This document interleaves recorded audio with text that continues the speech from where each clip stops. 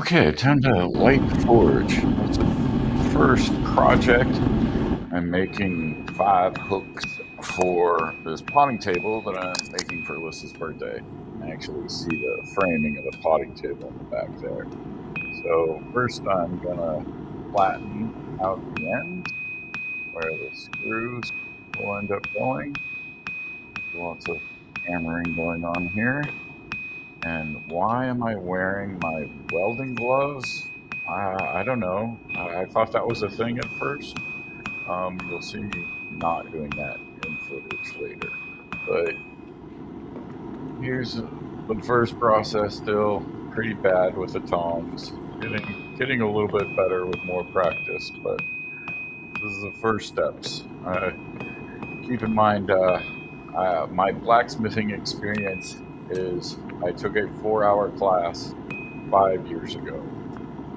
So figuring stuff out as I go along. Know what that technique is called probably wasn't a good plan, but whatever. Okay, so I've seen people use like punch plates or whatever to do it. Here I'm burning my gloves. Yeah, this is pretty brilliant.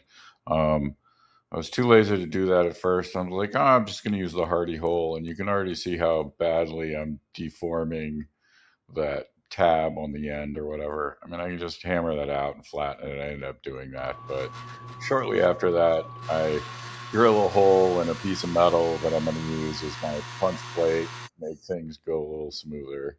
Here's my dog, Bim. He really doesn't like the drill press. Everything else he'll hang out in the shop for, but not the drill press. So here I'm using my little punch plate and lost the welding gloves, and things are going a little bit smoother. Kind of figuring out here. This might even be hook 3 or 4. I mean, I ended up making 5 hooks, and the footage just kind of mixed in here for what I got that worked out at the best in a certain spot. Okay, so now moving on, I'm going to start tapering the ends now that I have a flat hole punched on the other side. So this will be the part of the hook. So I just kind of need to make it curved. And after doing this on 5 hooks, I feel like my ability with the tongs got a little bit better. I think this was probably one of the earlier ones. And I'm getting camera angle here with the footage, but still hammering out here and getting more of down to a point.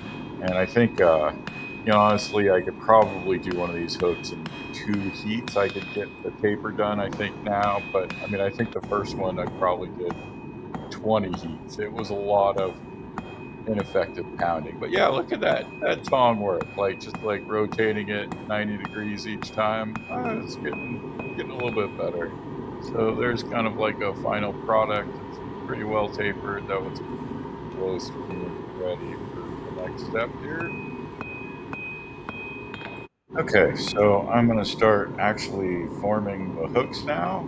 I think this is probably one of the later ones. I think I do this one pretty cleanly on the first pass, but I'm just hammering in that basic hook shape, and yeah, I think I got that one right. And then I just use one as a reference to kind of try and make the other ones all kind of the same curvature. A little bit timid here on this one, just learning how to do it as I go. So got a little bit better there at the end. The first hook was a little sad in places. All right, now this is probably the most gratifying part of making the hooks is actually putting the twist in. So I get it into the vise nice and hot, and then clamp it down and give it 3 turns, 3 or 4 turns. I wasn't really counting. I was just kind of watching what it looked like, and when it looked right, it was done.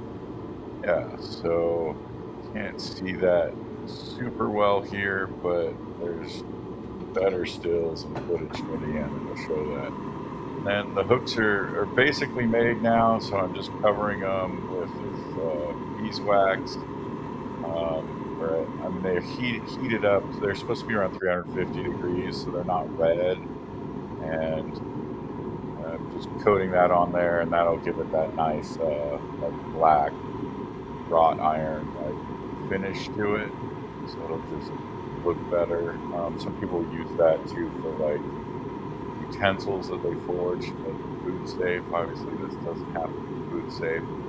Kinda you see the potting table in the background has come along as the footage has progressed on the hooks as well. So my first hook's on the bottom and the last on the top, and that was pretty quick, but 5 hooks, some better than the others, and then there they are along the top of the potting table, and I was really happy how those turned out, and that's it.